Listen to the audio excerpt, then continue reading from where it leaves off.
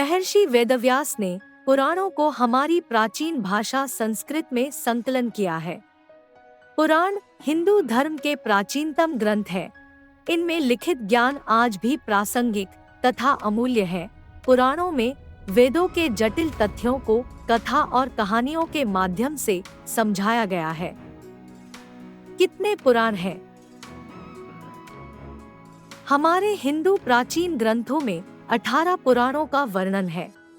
तो आइए जानते हैं 18 पुराणों के नाम और इनका संक्षिप्त महत्व। पहला, ब्रह्मा पुराण। यह पुराण सबसे प्राचीन पुराणों में से एक है। इस पुराण में 246 अध्याय तथा 14,000 श्लोक मिलते हैं। इसे आदि पुराण भी कहा गया है। इसमें सृष्टि की उत्पत्ति, मनु के वंश, देवताओं और प्राणियों की उत्पत्ति तथा रामायण और कृष्णावतार की कथा का वर्णन किया गया है। इस पुराण में तीर्थों का वर्णन भी मिलता है। दूसरा, पद्म पुराण।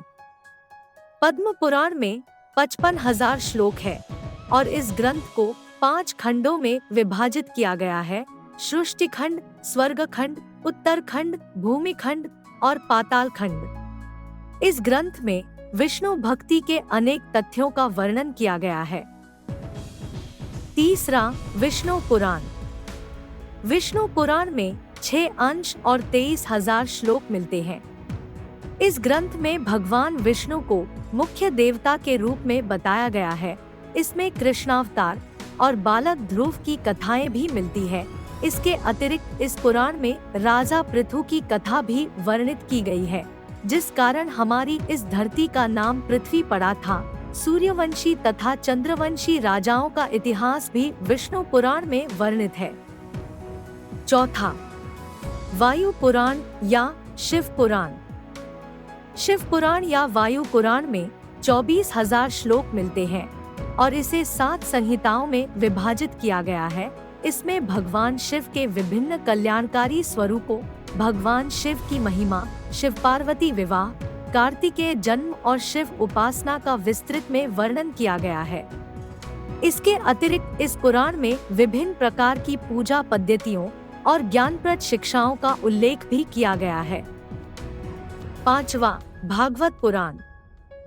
यह अति प्रचलित पुराणों में से एक है। भागवत पुराण में 18,000 श्लोक और 12 स्कंद मिलते हैं। इस ग्रंथ में भक्ति, ज्ञान तथा वैराग्य का वर्णन मिलता है। लोमहर्षण के पुत्र उग्रश्रवा सूत जी ने इस पुराण के माध्यम से श्री कृष्ण के 24 अवतारों की कथा कही है। इस ग्रंथ में वेदों, उपनिषदों तथा दर्शन शास्त्र के गूढ़ एवं रहस्यमय विषयों को अत्यंत सरलता के साथ निरूपित किया गया है। छठा, नारद पुराण। इस ग्रंथ को महापुराण भी कहा गया है। इसमें 15,000 श्लोक है और इसके 2 भाग है। नारद पुराण में सभी 18 पुराणों का सार मिलता है। इसमें उत्सवों तथा व्रतों का वर्णन मिलता है। नारद पुराण में शिक्षा, कल्प, व्याकरण, ज्योतिष तथा गणित और छंद शास्त्रों का विशद वर्णन तथा भगवान की उपासना का विस्तृत वर्णन है। सातवां, मार्कंडेय पुराण। मार्कंडेय पुराण प्राचीनतम पुराणों में से एक माना गया है। अन्य पुराणों की अपेक्षा में यह एक छोटा पुराण है। इस ग्रंथ में 9,000 श्लोक और 137 अध्याय मिलते हैं।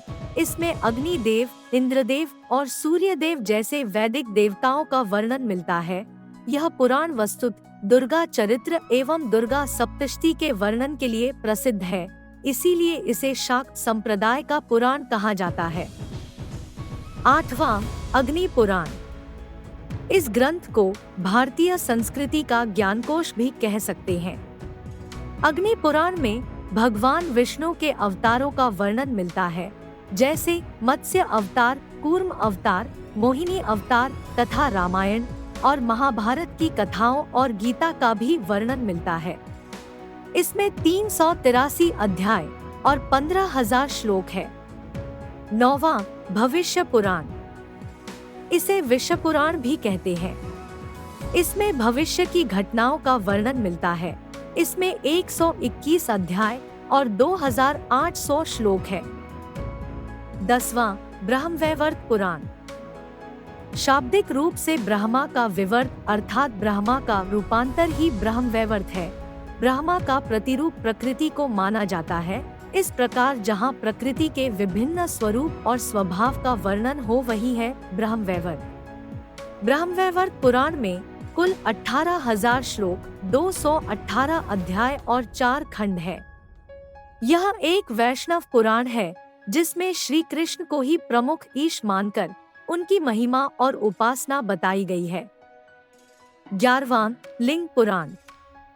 इस ग्रंथ में शिव के सभी अवतारों की कथा मिलती है। इसमें अघोर विद्या का भी उल्लेख दिया गया है। इस ग्रंथ में 11,000 श्लोक है और 163 अध्याय मिलते हैं। लिंग पुराण की कथा भाग शिव पुराण के समान ही है।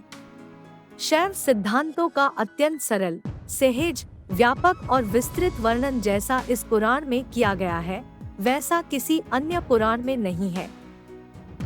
12वां वराह पुराण। वराह पुराण में भगवान विष्णु के वराह अवतार का वर्णन है। इस ग्रंथ में 10,000 श्लोक और 217 स्कंद है। इन श्लोकों में भगवान वराह के धर्मोपदेश कथाओं के रूप में प्रस्तुत किए गए हैं। 13वां स्कंद पुराण। यह पुराण सबसे बड़ा पुराण है। इसमें 81,000 श्लोक और 6 खंड है। यह शिव के पुत्र कार्तिकेय के नाम पर है। इसमें नक्षत्रों, नदियों तथा ज्योतिर्लिंगों का प्राचीन भारत का इतिहास मिलता है। इसमें स्कंद यानी कार्तिकेय द्वारा शिव तत्व का वर्णन किया गया है। इसमें तीर्थों के उपाख्यानों और उनकी पूजा पद्धति का भी वर्णन है। 14वां वामन पुराण। इसमें 10,000 श्लोक, 95 अध्याय और 2 खंड है। इस पुराण में भगवान श्री हरि विष्णु के महात्म्य का व्याख्यान मिलता है। भगवान विष्णु के वामन अवतार के आधार पर यह पुराण वैष्णव पुराण लगता है, परंतु वामन पुराण वास्तव में शैव पुराण है, क्योंकि इस पुराण में भगवान शिव की महिमा का विस्तार पूर्वक वर्णन मिलता है। 15वां कूर्म पुराण। विष्णु भगवान कूर्मावतार अर्थात कच्छप रूप में समुद्र मंथन के समय मंदराचल को अपनी पीठ पर धारण करने के प्रसंग में राजा इंद्रद्युम्न को ज्ञान, भक्ति और मोक्ष का उपदेश देते हैं। उसे ही लोमहर्षण सूत जी ने शौनकादि ऋषियों को नैमिषारण्य में सुनाया था। वही कूर्म पुराण का रूप ग्रहण कर सका। इस पुराण में 18,000 श्लोक और 4 संहिताएं हैं। 16वां मत्स्य पुराण। इस पुराण में भगवान विष्णु के मत्स्य अवतार का विस्तृत वर्णन मिलता है तथा सृष्टि की उत्पत्ति तथा चंद्रवंशी राजाओं की सूची भी मिलती है। इस पुराण में 291 अध्याय और 14,000 श्लोक है। 17वां गरुड़ पुराण।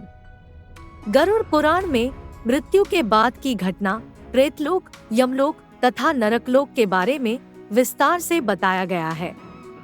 कई लोग इस ग्रंथ को पढ़ने से हिचकिचाते हैं, क्योंकि इसे किसी के मृत्यु के पश्चात ही पढ़वाते हैं।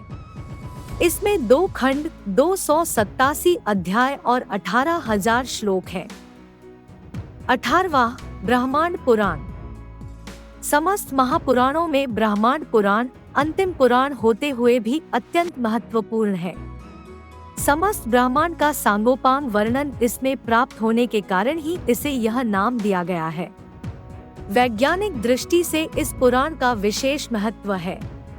विद्वानों ने ब्रह्मांड पुराण को वेदों के समान माना है। ब्रह्मांड पुराण में 12,000 श्लोक और पूर्व, मध्य, उत्तर जैसे 3 भाग मिलते हैं। तो ये थे 18 पुराणों के नाम और उनके बारे में संक्षिप्त जानकारी। आशा करते हैं आपको जानकारी अच्छी लगी होगी। आने वाले वीडियोस में हम और गहराई से इनके बारे में जानने का प्रयत्न करेंगे। तो मिलते हैं अगली वीडियो में, तब तक के लिए धन्यवाद। जय श्री राम।